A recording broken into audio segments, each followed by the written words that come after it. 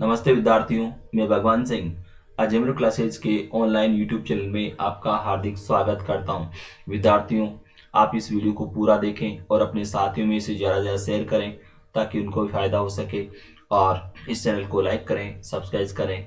विद्यार्थियों, एक बात और कि मैं आपको ये वीडियो के माध्यम से जो क्वेश्चन उपलब्ध कराता हूँ, इनको आप एक अलग रजिस्टर में नोट करें ताकि आपको एग्जाम के समय रिवीजन करने में आसानी रहे। तो आज की करंट अफेयर्स पर चर्चा करते हैं, जिसमें आपके मुख्य रूप से दो पॉइंट्स हैं। पहला जो पॉइंट दे रखा है वो ये है कि केंद्र सरकार ने इलेक्ट्रॉनिक, पर्यटन और मेडिकल श्रेणियों को छोड़कर जो है सभी मौजूदा वीजा को तत्काल प्रभाव से बहाल करने का फैसला किया है। तो उसके बारे में बात करेंगे। और दूसरा जो पॉइंट आपके दे रखा है वो पॉइंट है कि आप इस 2020 की पहली तिमाही में जो है 5 करोड़ जो फोन स्मार्टफोन बिके हैं। तो ये एक तिमाही में जो है अब तक का सर्वकालिक जो है उच्च स्तर है, यानी कि एक रिकॉर्ड है। तो इसके बारे में हम बात करेंगे। तो आप पहला क्वेश्चन देखिए। केंद्र सरकार ने कितनी श्रेणियों को छोड़कर सभी मौजूदा वीजा को तत्काल प्रभाव से बहाल करने का फैसला किया है? तो राइट आंसर है 3, यानी कि 3 श्रेणियों को छोड़कर सभी मौजूदा वीजा को तत्काल प्रभाव से बहाल करने का फैसला किया है केंद्र सरकार ने। विद्यार्थियों, यहाँ पर क्वेश्चन महत्वपूर्ण है, इसलिए आपको इसके बारे में थोड़ी और जानकारी मैं दे देता हूँ। विद्यार्थियों, जैसा कि अभी मैंने कहा आपको कि केंद्र सरकार ने इलेक्ट्रॉनिक, पर्यटन और मेडिकल श्रेणियों को छोड़कर सभी मौजूदा वीजा को तत्काल प्रभाव से बहाल करने का फैसला केंद्र सरकार ने किया है और यह आदेश तत्काल प्रभाव से लागू भी कर दिया गया है। यानी कि इन 3 श्रेणियों के अलावा बाकी सभी श्रेणियों में जो है वो वीजा जो है सरकार की ओर से जारी कर दिया गया है, या यूं कहें कि जो है वीजा की परमिशन दे दी गई है। और यहाँ पर एक बात और कि इन श्रेणियों को छोड़कर, यानी इन 3 श्रेणियों की बात करें, इन 3 श्रेणियों को छोड़कर भारत के नागरिक या विदेशी नागरिक या भारतीय मूल के व्यक्ति, कार्ड रखने वाले सभी लोगों समेत सभी विदेशी नागरिक अब किसी भी उद्देश्य से भारत की यात्रा कर सकते हैं। तो यहाँ पर यानी कि भारतीय मूल के जो लोग विदेशों में रह रहे हैं वो भी यात्रा कर सकते हैं और विदेशी जो नागरिक हैं वो भी भारत की यात्रा कर सकते हैं इन 3 श्रेणियों को छोड़कर, यानी कि इलेक्ट्रॉनिक, पर्यटन और मेडिकल। इन 3 श्रेणियों को छोड़कर बाकी सभी श्रेणियों के लिए उनको वीजा दिया जाएगा भारत सरकार की ओर से। इस क्वेश्चन का मतलब ये है यहाँ पर। और तो विद्यार्थियों, इस क्वेश्चन के बारे में विशेष रूप से ध्यान रखना है, क्योंकि कोरोना महामारी का जो दौर जो खैर अभी भी चल रहा है, परंतु अब सरकार धीरे धीरे जो है कई मामलों में छूट दे रही है। तो यहाँ पर भी अब जो है वीजा देने में भी सरकार ने छूट जो है प्रदान की है। इन 3 श्रेणियों को छोड़कर बाकी सभी श्रेणियों में जो है वो वीजा देने की शुरुआत सरकार ने कर दी है। यानी कि सभी जो है इन 3 श्रेणियों के अलावा बाकी सभी श्रेणियों में सरकार की तरफ से वीजा जो है जारी कर दिया गया है। तो आप अगला क्वेश्चन देखिए।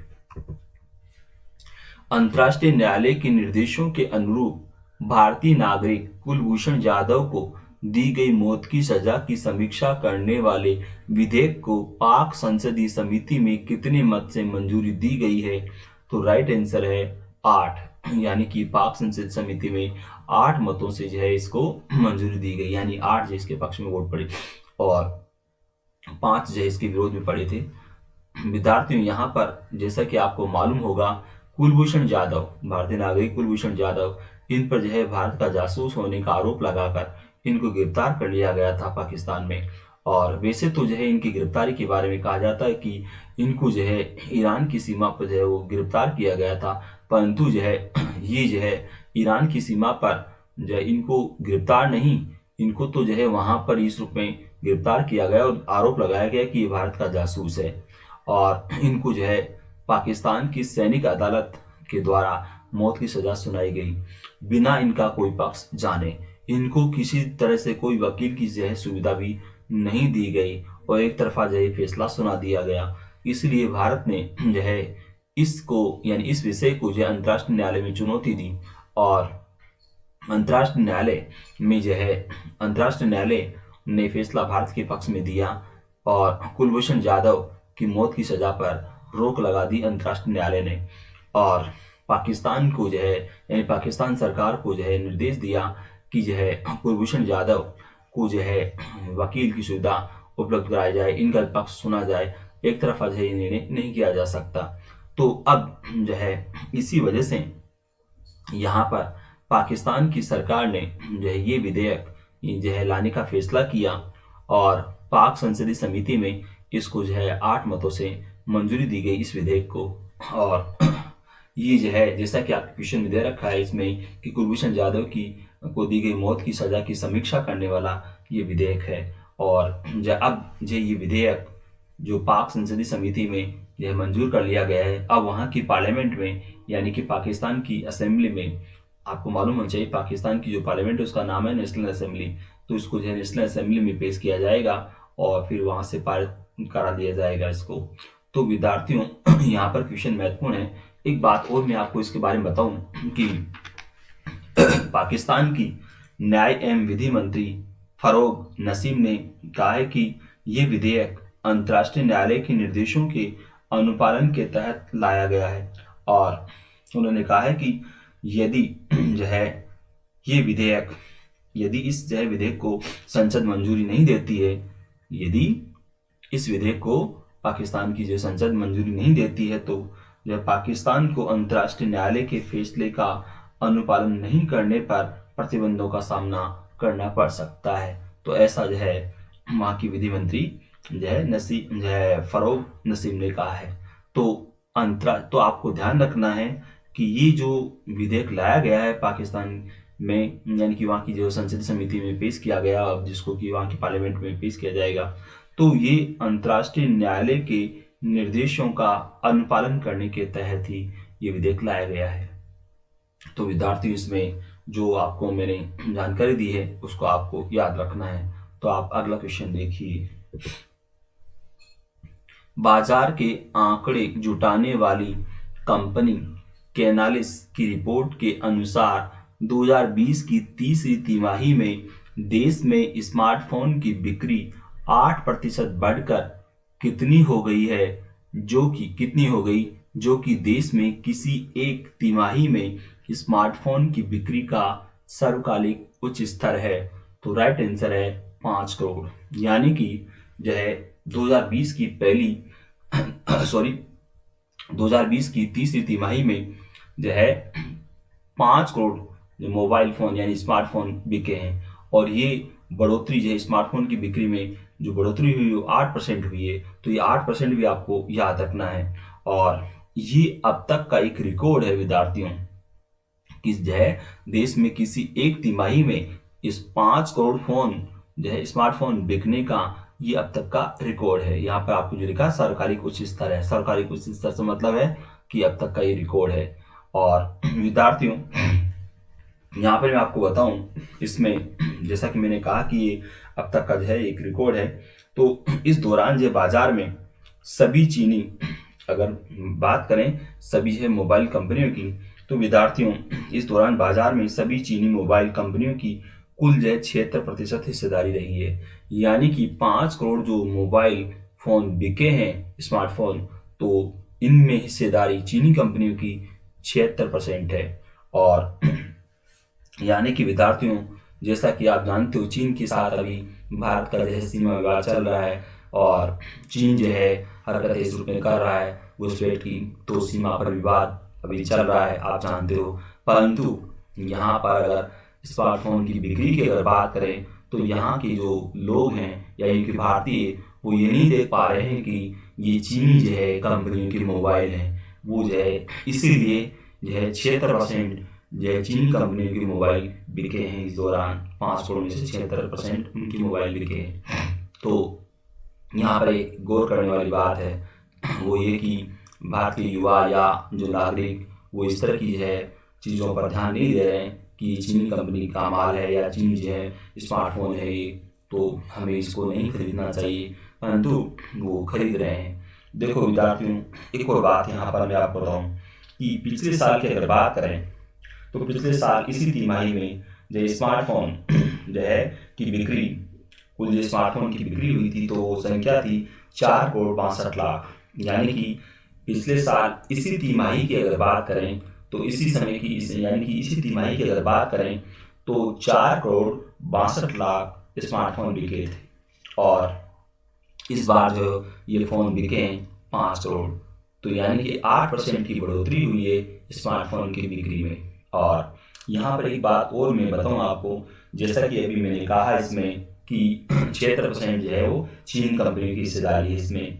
तो यहाँ पर अब अलग अलग अगर बात करें इन कंपनियों की कि किस कंपनी का जो है सबसे ज़्यादा फ़ोन बिके हैं, तो विद्यार्थियों मैं आपको बताऊँ इसमें कि चीन की जो कंपनी है सियोमी, चीनी कंपनी सियोमी, उसकी जो है उसका जो है 26.1% बाजार की हिस्सेदारी रही है। यानी कि जो है 26.1% हिस्सेदारी उसकी बाजार में रही है। यानी कि 26.1% जो मोबाइल फ़ोन है वो उसके बिके हैं टोटल में से।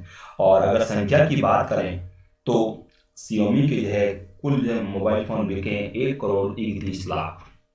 तो आपको ये संख्या हो सके तो याद रखना, 1,31,00,000 सियोमी की है स्मार्टफोन बिके हैं। तो इस हिसाब से अगर देखें यानी कि 1,31,00,000 जो फ़ोन इस कंपनी के बिके हैं, तो इस दृष्टि से देखें तो बाजार में जो कुल जो है बिके मोबाइल स्मार्टफोन बिके हैं उनमें 26.1% हिस्सेदारी सियोमी की जो है मोबाइल फ़ोन की रही है।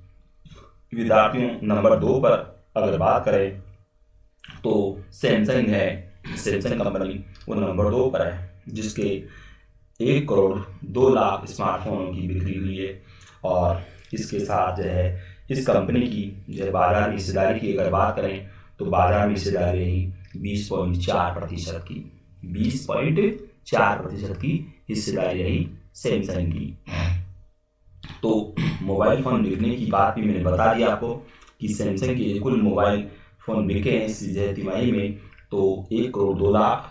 और इस हिसाब से अगर बाजार में हिस्सेदारी देखें तो इस कंपनी की हिस्सेदारी रही 20.4%। और इसके बाद नंबर 3 पर चीन की कंपनी आती है। यानी कि पहले नंबर पर भी चीन की कंपनी है और तीसरे नंबर पर भी चीन की कंपनी है। विद्यार्थियों सैमसंग के बारे में तो आप जानते हो कि सैमसंग जो है दक्षिण कोरिया की कंपनी है, परंतु यहाँ पर तीसरे नंबर पर जो कंपनी रही वीवो, वो चीन की ही कंपनी है। तो यहाँ पर आपको इसका भी ध्यान रखना है, चीन की कंपनी वीवो के जो है 88 लाख स्मार्टफोन बिके हैं इस जो है तिमाही के दौरान। और इस तरह से वो जो है तीसरे स्थान पर है। और बाजार में उसकी हिस्सेदारी अगर देखें तो हिस्सेदारी रही 17.6%। तो विद्यार्थियों इसमें फर्स्ट, सेकंड और थर्ड पोजीशन वाली इन तीनों कंपनियों के बारे में आपको ध्यान रखना है। क्वेश्चन महत्वपूर्ण है। और जैसा कि मैंने कहा कि एक रिपोर्ट बना है 5 करोड़ जो है मोबाइल 5 करोड़ जो है स्मार्टफोन जो है वो बिके हैं। तो इसमें इसको क्वेश्चन को आप विशेष रूप से ध्यान रखना। तो आप अगला क्वेश्चन देखिए, भारतीय नौसेना की कितनी महिला पायलटों का पहला जत्था समुद्री टोही मिशन के लिए तैयार किया गया है, जो कि इस काम को डोर्नियर विमान के जरिए अंजाम देगा? तो राइट आंसर है 3। यानी कि 3 जो है महिला पायलटों का ये पहला जत्था समुद्री टोही, टोही का मतलब तो आप जानते हो कि जो है उसकी जानकारी लेना, यानी कि समुद्री क्षेत्र में जो वो जानकारी लेने के लिए जाता है जो है जत्था, यानी कि जो पायलट जाते हैं तो उसके बारे में। तो यहाँ पर पहला जत्था समुद्री जो टोही मिशन के लिए तैयार किया गया तो इसमें 3 जो महिलाओं का है जत्था।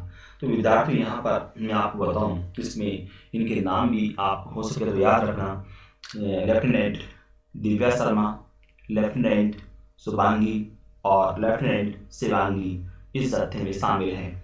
मैं नाम वापस रिपीट कर रहा हूँ, लेफ्टिनेंट दिव्या शर्मा, लेफ्टिनेंट शुभांगी और लेफ्टिनेंट जो है शुभांगी, दिव्या शर्मा, लेफ्टिनेंट दिव्या शर्मा, लेफ्टिनेंट शुभांगी और लेफ्टिनेंट शिवांगी, ये जो है इस जत्थे में शामिल हैं। और इन 3 महिलाओं की अगर बात करें तो 3 महिला ये पायलट 27वें डोर्नियर परिचालन उड़ान प्रशिक्षण पाठ्यक्रम से जुड़े 6 पायलटों में शामिल थी। और जो कि 22 अक्टूबर को आईएनएस गरुड़ पर आयोजित पासिंग आउट समारोह के बाद संबंधित पाठ्यक्रम में पूर्ण स्नातक हो गई और इनको जो है इस पहले जत्थे में शामिल किया गया है। यानी कि जो पहला जत्था जो है जत्था समुद्री मिशन के लिए इनसे जो तैयार किया गया है, यानी ये 3 जो है इसमें इस जत्थे में शामिल होंगी, तीनों पायलट।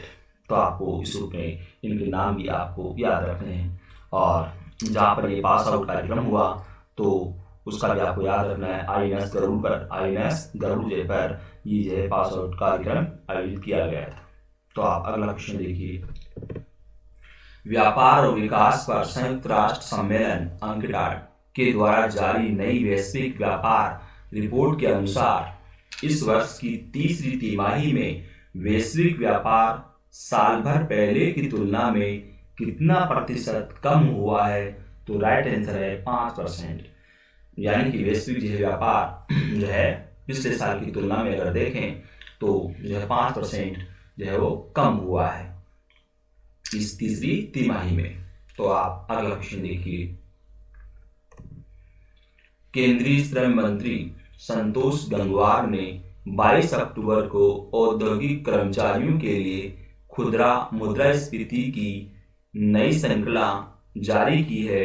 इसमें आधार वर्ष को संशोधित कर किस वर्ष को आधार वर्ष बनाया गया है? तो राइट आंसर है 2016। विद्यार्थियों, इससे पहले जिसको जो है आधार वर्ष जो है बनाया गया था या माना गया था वो वर्ष 2001, यानी कि पहले आधार वर्ष रखा गया था 2001 और अब जो है उसमें संशोधन करके आधार वर्ष जो है बनाया गया है 2016 को। तो यहाँ पर आपको इस क्वेश्चन को इस रूप में ध्यान रखना है। और इसके बाद आप अगला क्वेश्चन देखिए। सार्वजनिक क्षेत्र की company oil and natural gas corporation यानी कि ओएनजीसी ने तेल गैस क्षेत्र के लिए 5वें चरण की बोली में कितने तेल व गैस खोज ब्लॉक प्राप्त किए हैं? तो राइट आंसर है 7। सार्वजनिक क्षेत्र की यानी कि जो पब्लिक सेक्टर की जो कंपनी है ओएनजीसी, तो ओएनजीसी ने तेल गैस क्षेत्र की जो है 5 चरण की जो बोली में से जो है 7 ये गैस और तेल ब्लॉक प्राप्त किए हैं। यानी कि जो 5वें चरण की जो बोली लगाई गई तो उसमें से 7 जो है वो बोलियां जो ओएनजीसी की छूटी है। तो यहाँ पर विद्यार्थियों मैं आपको बताऊं इसमें कि 11 तेल एंड गैस खोज ब्लॉक में से 7 जो है ओएनजीसी को मिले हैं। टोटल जो है 11 तेल व गैस जो है खोज के ब्लॉक आवंटित करने के लिए बोली लगाई गई थी। तो उसमें से जो 7 हैं वो जो है ओएनजीसी ने प्राप्त किए हैं, यानी कि ये बोली इसकी छूटी है। और 4 जो ब्लॉक हैं वो ऑयल इंडिया लिमिटेड को जो है प्राप्त हुए हैं। यानी कि 4 जो ब्लॉकों की जो है वो जो बोली ऑयल इंडिया लिमिटेड को जो है प्राप्त हुई है, यानी कि उसने छुड़ाई है, और 7 जो है वो ओएनजीसी ने ये छुड़वाई है, यानी कि इसके नाम जो हुई है। तो यहाँ पर ये तेल, तो ये 7 जो ब्लॉक इसको दिए गए हैं ओएनजीसी को, तो वहाँ पर अब तेल और गैस की खोज का कार्य ये ओएनजीसी करेगी। और 4 जो ब्लॉक जो ऑयल इंडिया लिमिटेड को मिले हैं तो वहाँ पर जो खोज का कार्य ये जो है ऑयल इंडिया लिमिटेड करेगी 4 में। तो आप अगला क्वेश्चन देखिए। फोर्ब्स की विश्व के बेहतरीन नियोक्ताओं की सूची 2020 में भारतीय सार्वजनिक उपक्रमों में शीर्ष स्थान पर कौन सी कंपनी है? तो राइट आंसर है एनटीपीसी, यानी कि नेशनल थर्मल पावर कॉर्पोरेशन। विद्यार्थियों, फोर्ब्स की जिस सूची का जैसे इसमें दे रखा है कि फोर्ब्स के द्वारा जो सूची जारी की गई है विश्व के बेहतरीन नियोक्ताओं की जो सूची, नियोक्ता से मतलब नियुक्ति देने वाला, तो बेहतरीन नियोक्ताओं की जो सूची जारी की गई है तो उसमें ये भारतीय सार्वजनिक उपक्रम की अगर बात करें तो भारत सरकार के जो यानी कि जो सार्वजनिक उपक्रम है उसमें नंबर 1 रही है एनटीपीसी। तो यहाँ पर आपको ध्यान रखना है नेशनल थर्मल पावर कॉर्पोरेशन इसमें जो नंबर 1 पर है। तो आप अगला क्वेश्चन देखिए।